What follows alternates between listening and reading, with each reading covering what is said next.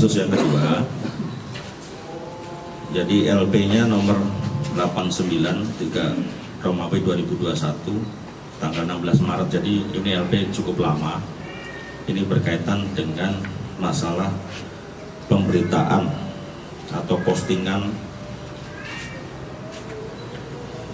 yang menyebarkan berita bohong dan menyesatkan yang mengakibatkan kerugian konsumen yang disangkakan. Untuk pasalnya adalah pasal 28 ayat 1 untuk pasal 45 ayat 1 Undang-Undang RI nomor 19 tahun 2016. Untuk tersangkanya ada di belakang Pak Idam Adi Santiatnya SMH. Jadi rencana sudah dinyatakan juga P21 oleh Kejaksaan Tinggi pada tanggal 5 Juli. Kemudian rencananya hari ini adalah pelaksanaan tahap kedua di Kejaksaan Tinggi NTB. Mungkin itu yang dapat saya sampaikan berkaitan dengan dua kasus yang ditangani oleh Reskrim Sus berkaitan dengan tindak pidana ITE atau cyber. Ini akan dilakukan penahanan atau gimana? Untuk berkaitan dengan masalah setelah penyerahan nanti tersangka dan barang bukti, tugas kami adalah menyerahkan tersangka dan barang bukti kejaksaan. Untuk berkaitan dengan masalah penahanan, itu adalah sudah menjadi kewenangan daripada JPU yang nanti akan menerima penyerahan tersangka dan barang bukti nantinya di kejaksaan. Kalau ada, dari hasil penyelidikannya, dia ini mengapa berita bohong seperti apa? Penyebar. Jadi untuk tersangka yang sekarang ini, jadi dia merilis dengan menggunakan akun Facebooknya, membuat postingan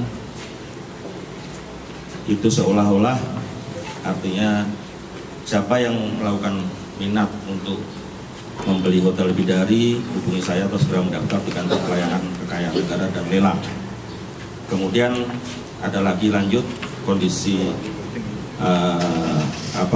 hotel bidari yang segera dilelang, kalau ada yang berminat hubungi saya. Jadi data-data yang dimaksud ini sebenarnya kalau kita melihat bahwa sebenarnya sudah dilakukan proses penilaian aset. Kalau penilaian aset memang benar, kemudian penetapan jadwal lelang memang benar, dan itu prosesnya sudah lama, jadi sudah tahun 2020.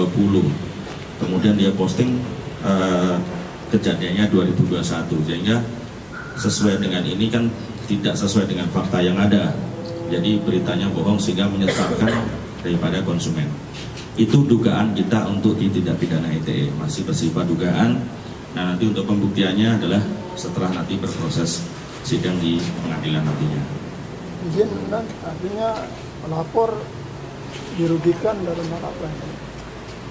Otomatis karena memang kalau kita berawal riwayat proses perkaranya, beliau ini kan memang waktu itu bertugas sebagai lawyer untuk di pihak istrinya daripada pemilik hotel bidari, dan sudah proses. Kemudian dia juga menangani lelangnya, dan memang benar lelang itu ada karena sudah ada penilaiannya, kemudian sudah ada penetapannya dan lain sebagainya. Tapi itu 1 tahun yang lalu, di tahun 2020.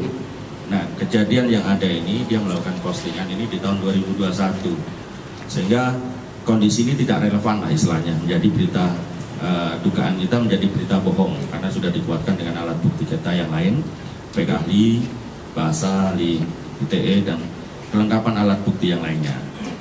Seperti itu. Membuat pernyataan itu, Pak. Ya, karena ada kuasa. Jelas, semuanya ada kuasa. Sudah dijelaskan tadi. Karena saya advokat dilindungi oleh undang-undang. Apakah ada permintaan dari istri ini? Jelaskan di kuasa itu sudah ada itu. Termasuk apa namanya untuk menawarkan itu sudah ada.